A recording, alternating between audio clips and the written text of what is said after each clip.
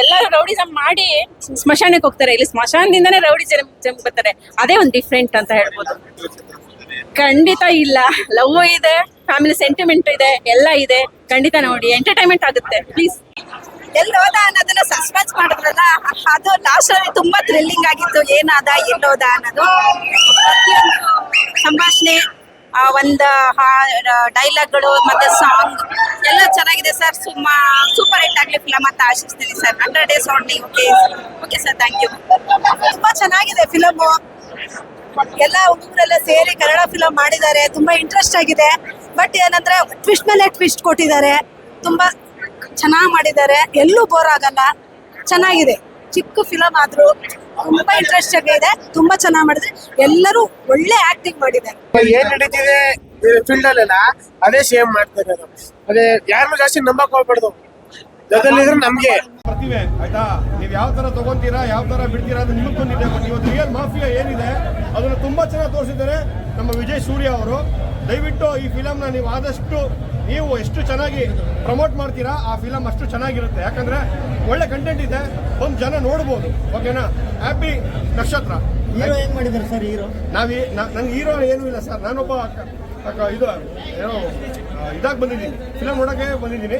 But ಚೆನ್ನಾಗಿದೆ. ಅವ್ರು ಹೆಂಗ್ ಮಾಡಿದ್ದಾರೆ ಆಕ್ಟಿಂಗ್? ತುಂಬಾ ಚೆನ್ನಾಗಿ ಮಾಡಿದ್ದಾರೆ. ಡೈರೆಕ್ಷನ್ ಚೆನ್ನಾಗಿದೆ.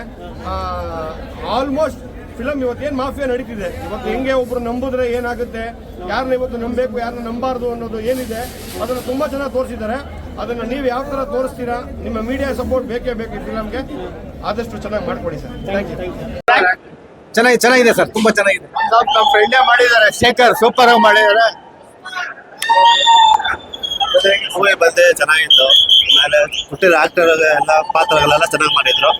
ಮೇನ್ ಏನಂದ್ರೆ ಅವರು ಪೊಲೀಸ್ ಸೇವೆ ಅಂತ ವಿಲನ್ ಮಾಡಿದ್ರಲ್ಲ, ಅವ್ರ ಗೆಟಪ್ ಚೆನ್ನಾಗಿದೆ. ಆಮೇಲೆ ಅವ್ರ ಬಂದೆ ಆಕ್ಟಿಂಗ್ ಎಲ್ಲ ಸೂಪರ್ ಆಗಿದೆ. ಚೆನ್ನಾಗಿದೆ ಫಿಲಮ್.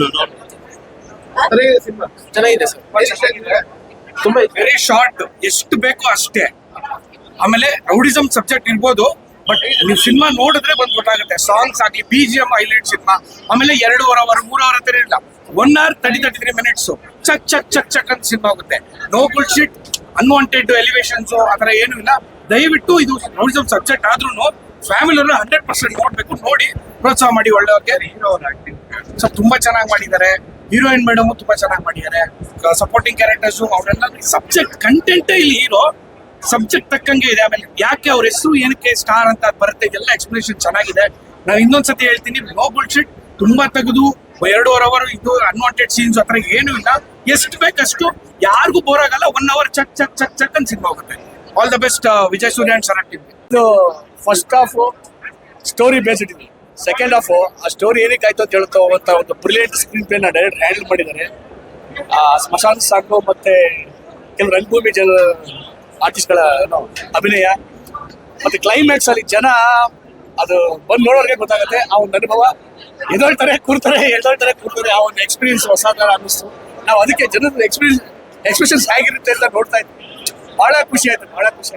Thank you.